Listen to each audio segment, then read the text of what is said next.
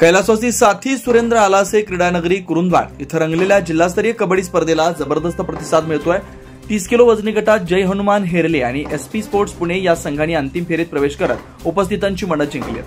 युवक संघटना पट्टण कडोलीला तृतीय क्रमांकावर समाधान मानावं लागलंय। 60 किलो गटात हिंदवी मंडळ कौलव व स्वराज्य मंडळ इचलकरंजी या संघांनी सामने जिंकत विजयी सलामी देत दमदार सुरुवात केली।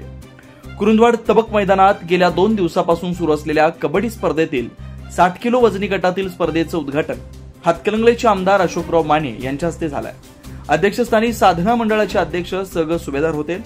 यावेळी शिरोळ नगराध्यक्ष अमरसिंह पाटील, माजी नगराध्यक्ष वैभव उगळे, महावीर पोमाजे, ॲडव्होकेट देवराज मगदूम, जयपाल आलासे आदी मान्यवरांची उपस्थिती होते।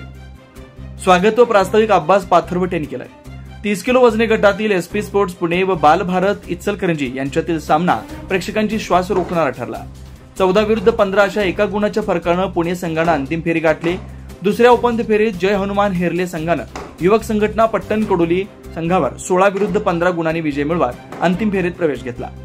60 किलो वजनी गटातील रात्री अ गटात जय हनुमान हेरले जांभळी क्रीडा जांभळी, ब गटात अनिकेत पाटील संघ हुपरी, बालशिवाजी शिरोळ छावा शिरोली, सैनिकी पॅटर्न कुरुंदवाड, क गटात सनी नागाव युवक संघटना पट्टण कडोली, जय हिंद इचलकरंजी, ड गटात साधना कुरुंदवाड, स्वराज्य इचलकरंजी, राजमुद्रा हेरवाड, ई गटात आझाद शिरोळ, शिवशंभू तळसंदे, शिवप्रेमी शिरोली, साधना कोल्हापूर या संघांमध्ये चुरशीनं रंगतदार साखळी सामने सुरू होते।